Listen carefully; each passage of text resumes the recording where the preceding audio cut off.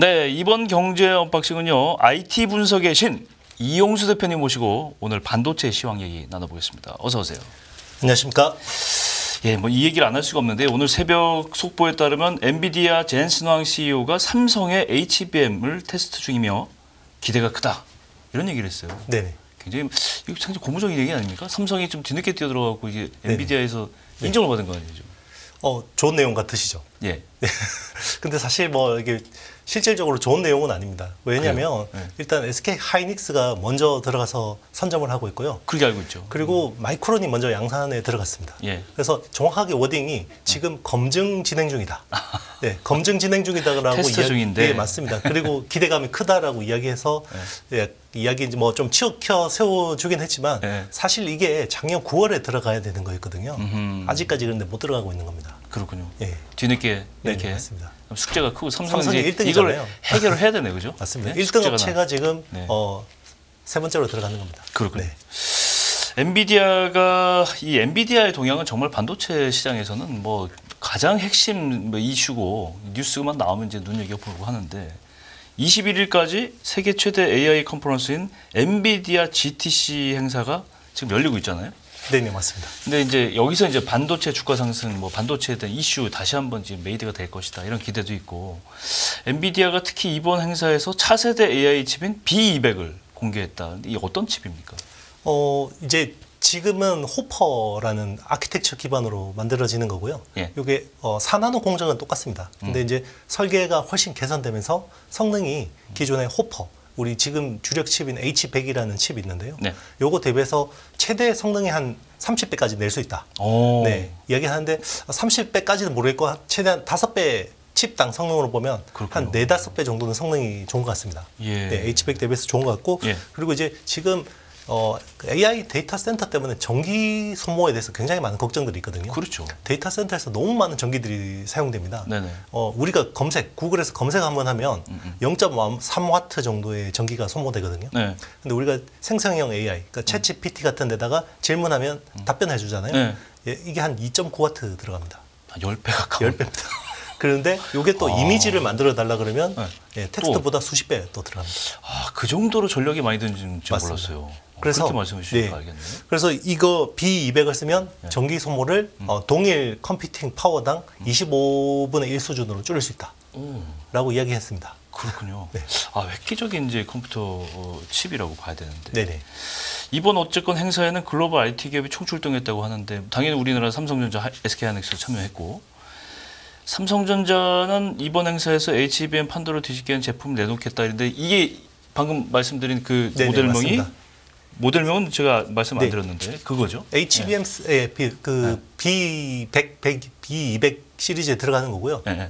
지금은 이제 H100이라는 칩인데 여기는 4세대 HBM3가 들어갑니다. 아. 그리고 H200이라는 칩부터 2분기에 나오는 이 칩부터 HBM3E가 들어갑니다. 아, 삼성에서 공급하는? 네, 삼성은 아직 공급 못하고 있고요. 아직 공급 못하죠. 네, SK 하이닉스가 지금 공급하고 있고 조만간에 마이크론이 먼저 들어가고요. 이제 삼성이 아마 들어가게 되면 세 번째로 납품을 하게 됩니다. 그렇군요. 네. 이 칩에 이게 이제 삼성전자가 이제 들어가게 되면 네네. 굉장히 삼성전자로서는 이제 네. 늦게나마 이제 참여를 할 수 있는 맞습니다. 본격적인 이제 신호탄인데 이거는. 투자자들 입장에서는 이제 안도를 좀 하게 되는 거죠. 그렇죠. 아, 이제 드디어 되는구나. 이제 드디어. 네, 맞습니다. 네.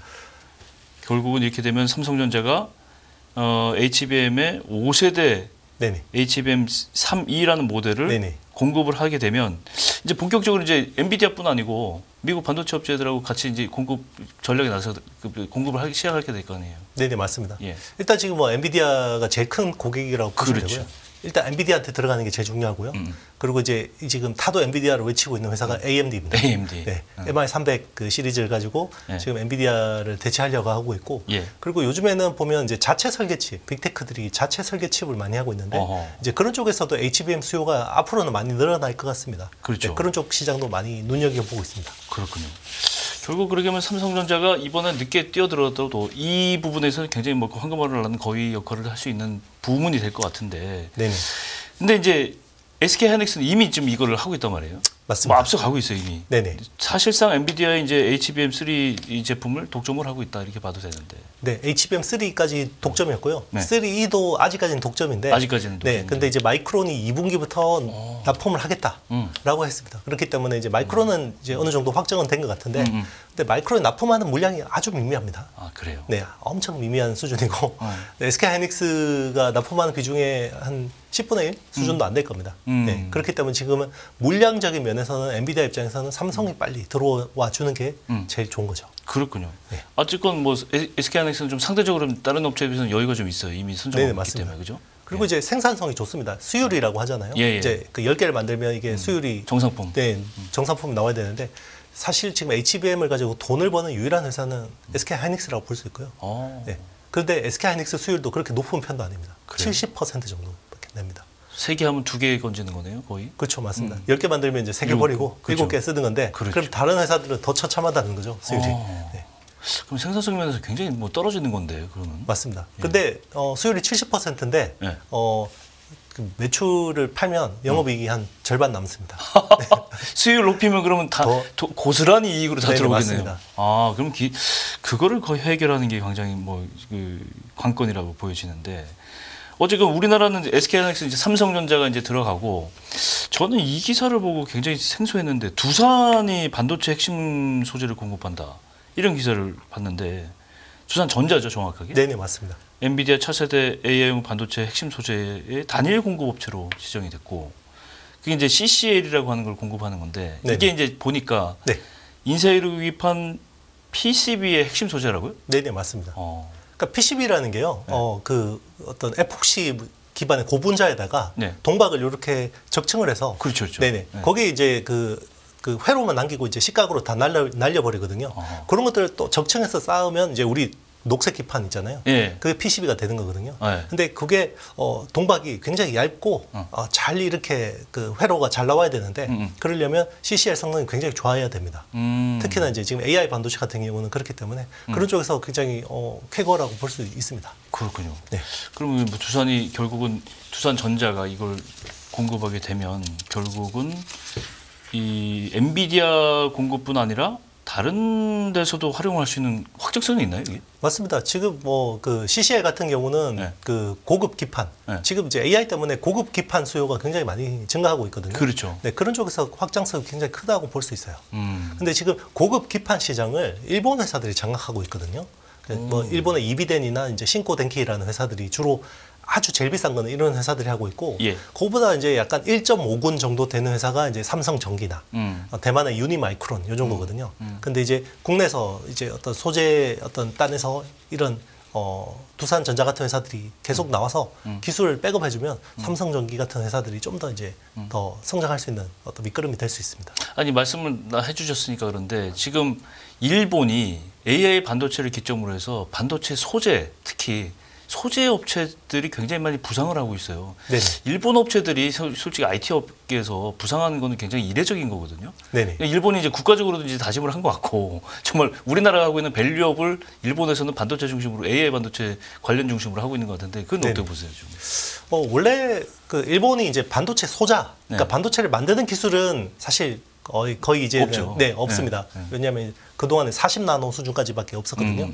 그런데 이제 소재 부품 장비 기술은 굉장히 좋았습니다. 그렇죠. 그동안에도. 네. 네. 그래서 뭐 일본의 도쿄 일렉트론이라든지 아니면 뭐 어드반 테스트라든지 그리고 지금 어드밴스드 패키징에서 반도체를 계속해서 수직으로 쌌잖아요. 네. 이거를 반도체 웨이퍼를 굉장히 얇게 갈아야 됩니다. 그런 것 쪽에 이제 디스코라는 회사가 지금도 독점을 하고 있고요. 네. 네, 그래서 원래 잘했습니다. 근데 원래 잘했는데 최근에 이제 TSMC가 일본하고 굉장히 많은 이제 어떻게 협력을 강화하면서 일본에다가 이제 팹을 짓고 어드밴스드 패키징 라인을 짓고 하면서 일본 회사들하고 협력을 하면서 더 성장을 하게 된 거죠. 그렇군요. 네, 원래 잘했는데 더 잘하게 된 겁니다. 예. 네. 그럼 결국 이제 이게 이제 선도국이라고 하시는 뭐 중국을 비롯해서 우리나라나 일본이나 이게 삼각축이 굉장히 경쟁이 심화되지 않을까 그렇게 보이는데 우리나라 업체들이 좀 경계를 해야 되겠어요, 그죠? 네, 맞습니다. 이런 부분에서는 사실 우리나라도 그런 이제 협력을 더 우리는 강화하는 게 소재가 필요하고요. 좀 약한 거 아니에요? 소재 업체들이? 맞습니다. 예. 이게 소재라는 비즈니스 자체가요. 예. 약간 그 전통 물리학 뭐 이런 쪽 그러니까 기초과학에 기반한 거잖아요, 주로. 근데 이제 우리나라 그 사람들 성격이 오래 못 기다려 주잖아요. 원래 기초과학이 뭐 몇 년, 수십 년 연구하다가 하나 이렇게 뭐가 되는 거잖아요. 그렇죠. 오래 투자를 해야죠. 맞습니다. 근데 우리나라는 2년, 3년 안에 성과 안 나오면 그냥 잘라버리죠. 그렇죠. 특히 벤처 캐피탈에서. 맞습니다. 그래서 공학은 발전했는데 네. 기초과학은 굉장히 떨어져 있습니다. 이 부분을 정부가 좀 나서서 해결해 줘야 될 부분입니다. 네, 맞습니다. 그걸 뭐 지금 10년, 20년 전부터 한다고 그랬는데 해결이 안 되고 있는 것 같습니다. 그러니까요. 엔비디아 얘기 좀 계속해 보겠습니다. 엔비디아가 들어오기 전에 종가를 보니까 정규장에서 893달러. 엔비디아 차트가 한동안 800달러에서 그냥 멈춰 있어요. 뭐 엔비디아 소식은 계속 들려오는데 주가는 멈춰 있고 앞으로도 좀 박스권이 계속 될 것이라는 전망도 강하고 곧 1000달러 갈 줄 알았는데 네네. 시간을 좀 질질 끌고 있어요. 엔비디아 랠리 이게 주식시장에서는 좀 어떻게 보고 있어요? 일단 요 다음 분기 실적에 대한 걱정이 좀 있는 것 같습니다. 그러니까 지난 분기보다 요 다음 분기 실적이 안 나올 거라고 보진 않아요. 근데 주식이라는 거는 네. 성장률을 보거든요. 그러니까 성장하는 거는 당연한 속도. 거고, 네 맞습니다. 속도를 보던데 어허. 지난 분기 실적 보면요, 네. 매출 성장률이 전년 대비해서 265%가 증가했고요. 네. 제일 중요한 지금 AI 데이터 센터가 409% 성장했습니다. 근데 정상적이라면 다음 분기 데이터 센터가 409%보다 잘 나오긴 힘들잖아요. 그렇죠. 네. 어떻게 더 이상 뭐 맞습니다. 네. 그러면 이제 그거를 주가가 기대가 더 꺾이는 네 맞습니다. 이제 더 이 실적 성장률에 대한 이제 우려가 있는 거죠. 성장은 당연히 하는 거고요. 내년까지 무조건 성장을 하는 건데 이제 성장률이 꺾이는 거죠. 기대치가 너무 높은 거예요. 맞습니다. 지금 투자자들 기대치가 너무 높아요. 엔비디아 정도는 한 500% 성장해야 되는 거 아니야? 이렇게 말씀하는 맞습니다. 거죠. 맞습니다. 다 지금 그렇게 보고 투자자들이 있는 거죠. 네. 네. 어쨌든 그걸 좀 극복을 해야 될 텐데 엔비디아는 뭐 누가 뭐 부인할 수가 없어요. 이 엔비디아는 앞으로 뭐 계속 앞으로 나갈 거고 계속 진보할 거고 계속 매출이 오를 건데 말씀하신 대로 그 속도가 문제인데 속도에 대한 기대치를 얼마나 좀 미트시키느냐. 네네, 맞습니다. 그 문제인데 배터리 얘기를 좀 돌아가 보면 올해부터 꿈의 배터리를 보려는 전고체 배터리를 포함한 차세대 배터리 기술 개발 사업에 3사 즉 LG 에너지 솔루션, 삼성 SDI, SK온 모두 참여한다. 야 이거 굉장히 각축전이 되겠는데. 네 맞습니다. 이제 그 전고체 배터리가 어떻게 보면 이제 본격화된다고 볼 수 있는 거고요. 예. 기존에 이제 배터리라 그러면 배터리 셀이 이제 4대 소재가 있습니다. 네. 양극재, 음극재, 분리막, 전해액이 있습니다. 네. 그런데 이제 보통 이제 배터리 쪽에서 결함, 막 이렇게 화재가 나거나 이런 경우에는 네네. 전해액 때문에 그래요. 전해액 액체입니다. 예, 아. 액체거든요. 근데 이게 이 리튬이라는 거는 네. 실온에 노출이 되면 그냥 불이 나버립니다. 그래요. 네, 그래서 저 전해액이 바깥으로 누출이 되면 이 불이 나거든요. 예. 그래서 분리막하고 전해액을 싹 틀어내고 여기에 고체 전해질을 갖다 놓는 게 전고체 배터리입니다. 뭘 진작에 그렇게 하지 그랬습니까? 근데 기술이 너무 어렵습니다. 고체가 훨씬 어렵다. 맞습니다. 이게 그 에너지 밀도를 구현하는 것도 어렵고요. 예. 그리고 이제 이게 양극재에서 뭐 이게 충방전 되는 가운데 이런 것들이 뭐 그 중간에 있는 어떤 머티리얼 물성들이 변하게 돼요. 네, 이런 것들을 또 컨트롤하는 기술이 되게 어렵고요. 그래서 세계에서 그동안 전고체 배터리를 제일 잘하는 게 이제 도요타. 사실 일본 업체들이 배터리 쪽이 그렇게 약간 전기차 쪽은 지지부진했었잖아요. 네. 그래서 일본 업체들은 전고체 배터리가 본 게임이다라고 본 것 같습니다. 도요타 같은 회사들은. 그래서 이제 상대적으로 좀 뭐 늦게 진출한 것 같고요.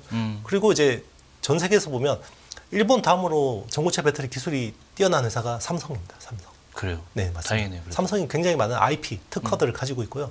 그런 것들을 삼성 SDI 통해서 많이 이제 기술 축적하고 있습니다. 그래서 보면 국내 배터리 셀 3사 중에 보면 삼성 SDI가 제일 그러니까 약간 민기적거렸잖아요. 그렇죠. 막 지금 LG 에너지 솔루션이나 뭐 SK온 같은 경우는 미국에 엄청나게 투자하고 뭐 대규모 수주를 그렇죠? 받고 했었잖아요. 네, 근데 도대체 삼성 SDI는 뭐 하는 거냐라고 했는데 이게 이제 본 게임이라고 보는 것 같습니다. 그동안에 이제 고체 쪽으로 네네, 고형 맞습니다. 쪽으로 하고 있었어요. 맞습니다. 그렇게 열심히 연구 개발을 해왔던 거고 이제 본격화됐고 그리고 지금 보면 다른 업체들을 그러니까 LG 에너지 솔루션이나 SK온 같은 경우 이미 자금을 상당 부분 투입을 해버려서 총알이 없습니다. 네.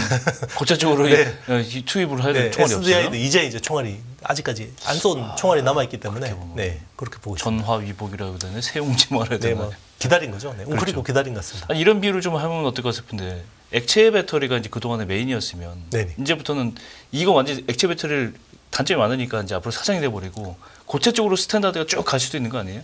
세계 표준이? 그렇게 보진 않고요. 일단 배터리라는 게 사용처가 굉장히 많지 않습니까? 그렇죠. 네, 그래서 하이엔드 쪽, 비싼 전기차 고가 쪽, 제품은 고체로 네, 비싸게 전고체 주고 쪽이나 하고. 이런 쪽으로 많이 가고 저렴한 그리고 또 쪽은 저렴한 것도 뭐 시장으로. 양극재도 NCM도 필요하고 LFP도 필요하고 하기 때문에 네, 그렇게 이제 분화돼서 갈 것 같습니다. 그렇군요. 예, 이렇게 해서 오늘 경제건박증 이용수 대표님과 함께 배터리 얘기하고 엔비디아 얘기 한번 들어봤습니다. 오늘 말씀 고맙습니다. 네, 감사합니다. 예, 깊이가 다른 경제 뉴스 연합뉴스 경제TV 경제건박증 오늘 여기서 마무리하겠습니다. 저는 내일 다시 오겠습니다. 고맙습니다.